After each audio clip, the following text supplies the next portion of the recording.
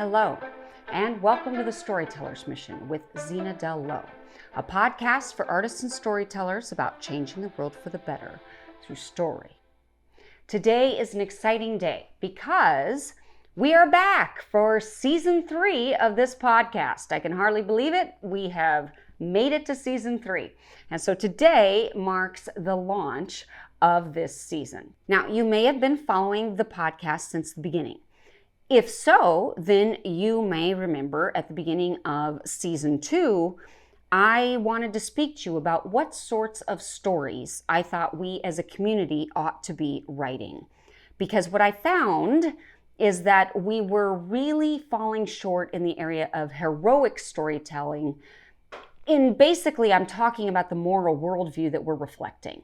So Christians have kind of gotten off track in terms of even being able to adequately portray a moral Christian worldview.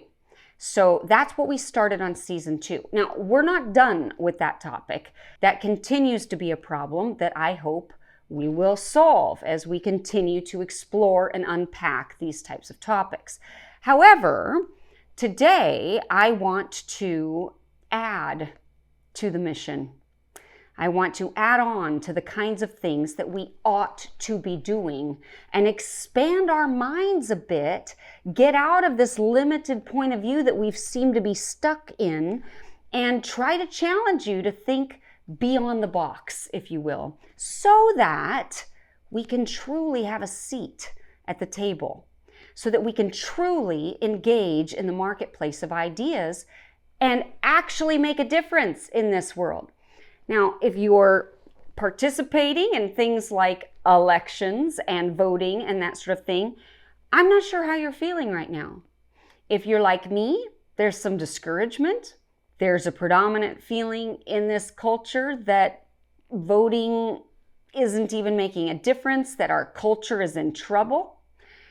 And maybe you don't agree with that, and that's okay. If you don't agree with that, that's fine. Nevertheless, a lot of people do. So that means that there is a crisis in our country right now. But I want to put the current crises into perspective by reiterating the importance of your high calling as a storyteller. Let's be honest, there's a lot of things going on in society and culture right now that might be very depressing to you.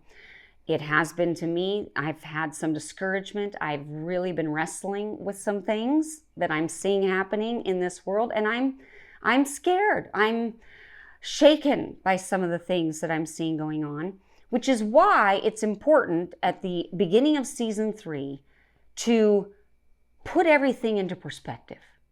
What are we doing here? What is our calling? What are we supposed to be doing? How can we even address some of these things that we see that are happening? And what is our place? It seems so big. It seems so hard to surmount those things that are pressing in on us. But we need to put the current crises into perspective. And one of the ways to do that is to reiterate our high calling as storytellers. Because here's the truth. At key times in history, it's the writers who have turned the tides.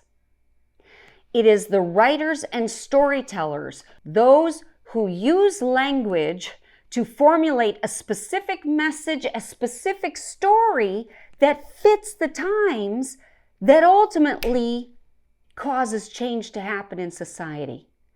We are the great diagnosticians of the world. We are the ones who are seeing where we're sick, what's wrong. And this is true throughout history. It's always been the artists who see that something is wrong. And a lot of times in history, it's only when the artists, when the playwrights, when the actual painters, when they highlight something that the rest of society goes, yeah, that needs to be fixed. Oh yeah, we're sick there. So the artist puts their thumbprint, if you will, on the illnesses of society, and we're the ones that call people to action. And we do it not by preaching, but by telling a story that is grounded in the very things that are going wrong. We highlight it through narrative. We highlight it through narrative, and we're the ones who ultimately then can make a difference. Our calling is so important. It is so important.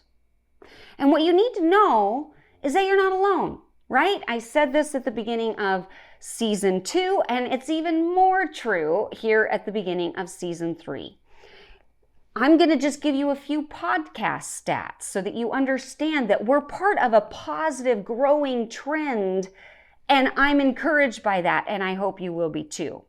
One of the things that's interesting is that 90% of our listeners are in North America. 90%. Okay, that's great. But what's amazing to me is that that means that 10% aren't. 10% of our listeners come from elsewhere. Now, 7% of those are from Europe, 1% of those are in Asia, and the other 2% are split between Africa, Australia, and South America. But the Storyteller's mission is on 6 continents. Isn't that amazing? Now, in terms of our biggest countries, USA is obviously our biggest. But we also have a huge number of people that listen in Canada, France, England, Australia, Germany, and Thailand. Isn't that interesting? Now, what's also interesting is we are in 63 countries or territories all over the world. 63. What does that measure in terms of cities? Well, 1,486 cities around the world. That's amazing. That's amazing, right? And Los Angeles is our biggest constituency, and especially because if you include the surrounding areas, Burbank, North Hollywood, all those things, it is definitely the biggest, which I think is great. That's where a lot of storytellers are right now that have the potential to actually impact culture at a deep, deep level. So I'm really happy to hear that. But also we have a large listenership in Virginia, North Carolina, Atlanta, Georgia, Montana, Colorado, Arizona, Florida, Texas, and that's just to name a few, because again, those are states, not necessarily the cities. We have a huge following, which is really, really exciting. I share these stats with you because I just want you to see the growing trend here. We're growing. We have more listeners every week than we did a year ago. And that's good because I actually believe that this show can put us back into the midst of it. This is where culture happens. This is where storytelling happens. This is the kind of stuff that puts us at the top of our game again, so we're not on the outside looking in. We need to be involved. So all of that said, what does that mean for us? What does that mean for us as a community and the types of stories that we should be telling? So recently, I was approached by a gentleman who was approached by a group of Christian investors who were looking to launch a new production company. And these Christian investors basically said, we don't understand why there can't be a Christian film production company that just tells good stories, but that aren't necessarily doing Christian content, which of course is what I've been arguing the whole time, right? We need to just have good stories that have a Christian worldview and not so much trying to do some sort of message-driven content. So that's what this company presented to my friend, who then came to me to talk about the possibility of, if this company went forward, would I want to be the director of development, or would I have any interest in that? And of course, that would be right up my alley, because I have all sorts of writers that I know that I could hook up with the company, and I could marry things, and I know story, and that would be a great position for me. It could help get a lot of stuff into production. But then I heard my friend say those little words that are, to me, killers. And what he said was a family-friendly film production company. Now, why would I say that? Why is that a killer? Well, because what's happening is, as soon as you say family-friendly, you've now tacked on all this other criteria that limits the kind of content we can actually seek and then, of course, produce. Because now all of a sudden, you've relegated yourself to no sex, no language, and violence. And we do that, right? As Christians, we automatically go to family friendly because it makes us feel safe. It makes us feel safe. We're not going to go off into la la land. We're not going to do anything too risque or too dangerous. We're not going to alienate other Christians. So I believe it's a decision based on fear. It's not a decision based on knowledge, thoughtfulness, or actual needs. And the reason I think that is because I'll tell you something. We don't need another family-friendly Christian production company. We've got plenty. That is not what we need. We don't need more non-offensive, innocuous content that the whole family can watch. We don't need stuff that lacks sex, lacks language, and lacks violence. We need mature stories for adults. We need complex, thoughtful adult content. We need rated R material, people. We need rated R material. And I know that's going to scare so many of you as you hear me say that. And yet it is true. And I'll tell you something else. The Bible is rated R or worse. All right? So hear me out. Because here's what happens. As soon as I say that, the fear factor kicks in because naturally now people are like, well, that means gratuitous. We tack on all sorts of definitions with what we believe rated R means. But rated R does not mean pornographic. Now, some rated R films might contain pornographic material, but just because it's rated R does not mean that it's pornographic.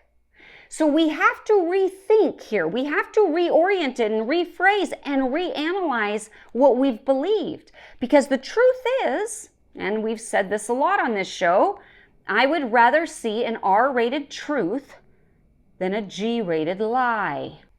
And I'll give you some examples of that in a little bit. But first, what I wanted to do and what I've been trying to understand, why are we so afraid?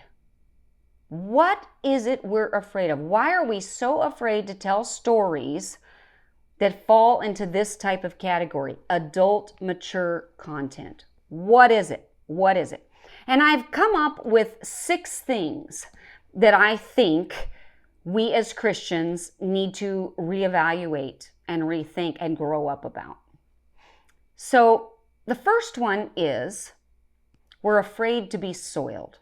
Now, there are all sorts of verses that Christians who adopt this particular criteria rest on to justify or to explain or to guide them in terms of this decision. And I believe that these Christians have all sorts of good intentions in the world. They mean the best, they intend the best, and they are truly trying to be godly.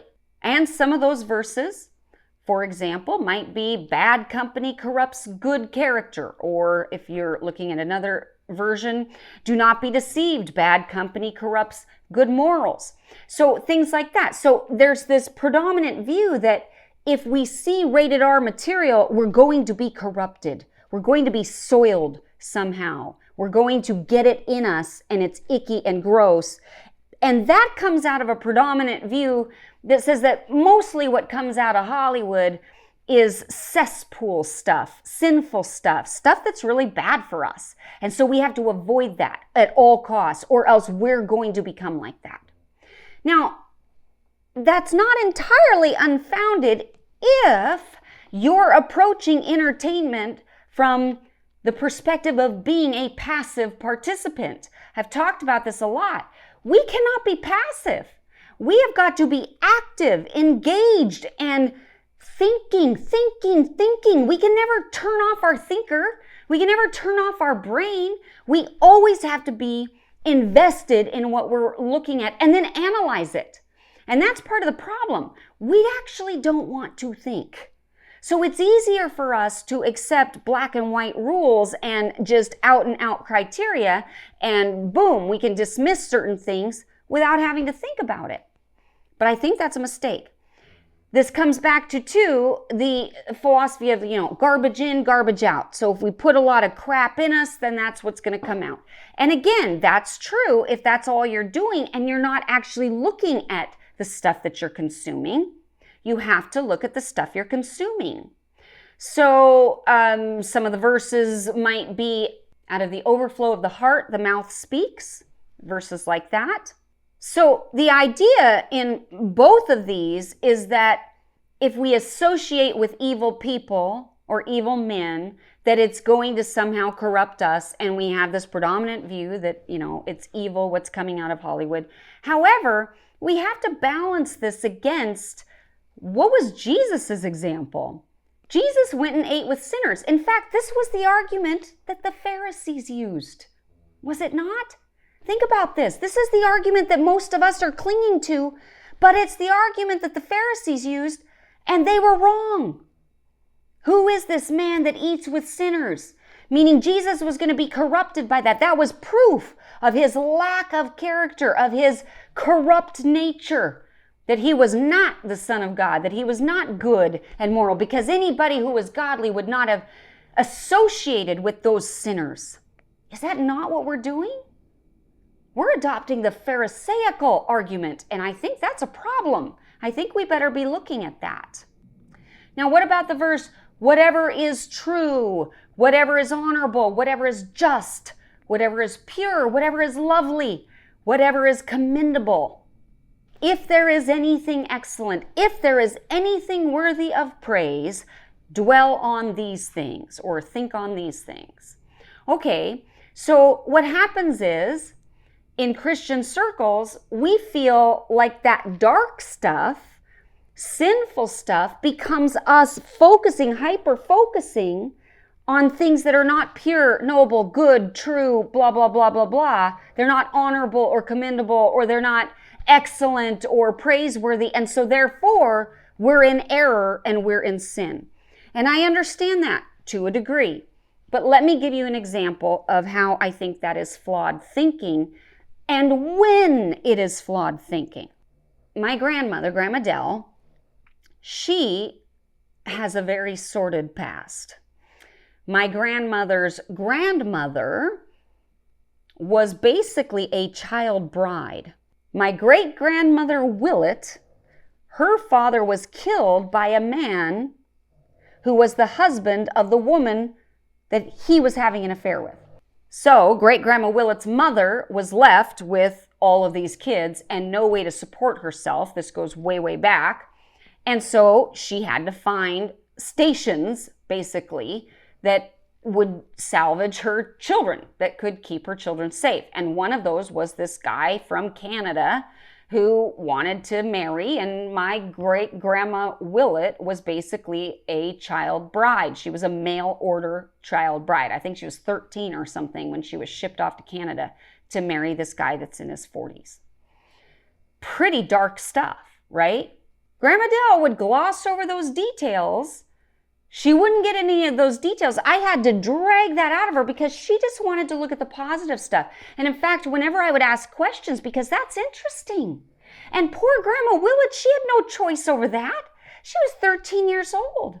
And here she's shipped off to be the wife of this guy that's 40. Yuck, right? It's weird. It's creepy. But Grandma Dell wouldn't look at those things because you just didn't talk about them. You didn't look at them, and that's just the way it was.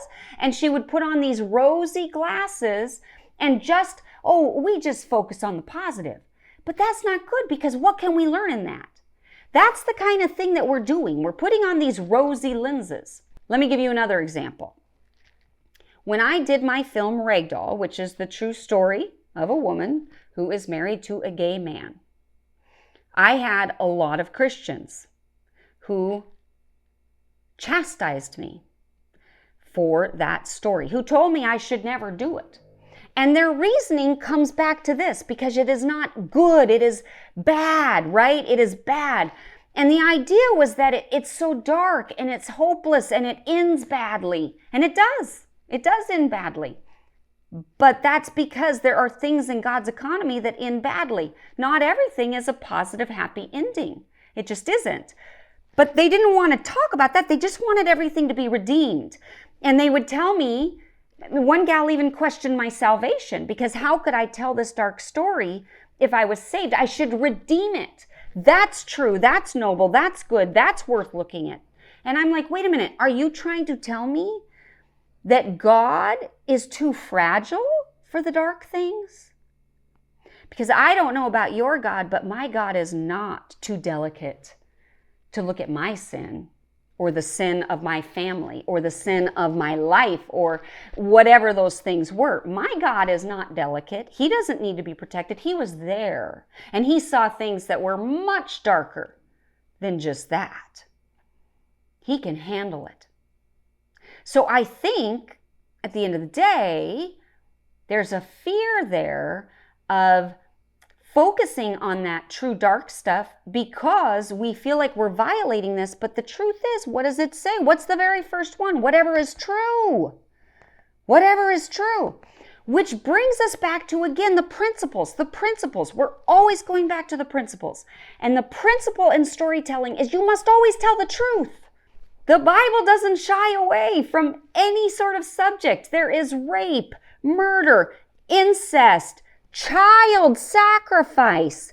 There's all sorts of horrible, horrible things that happen in the Bible. So nothing is off limits, but how those stories are told can either make it pornographic or make it just true. Schindler's List, there's nudity in it. You know, a lot of Christians, we can never have nudity, as if they've never seen nudity before. What are we, children? So the question is, how is that nudity portrayed? And in Schindler's List, it's not portrayed in a way that's supposed to cause us to lust after those characters. It is portrayed in such a way to grieve us, to make us connect to their humanity, to understand their dignity and how they're so being violated as human people.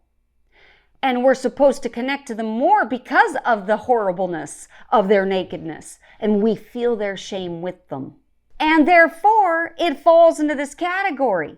See, we want to attach ourselves to these false criterias because it's easier for us.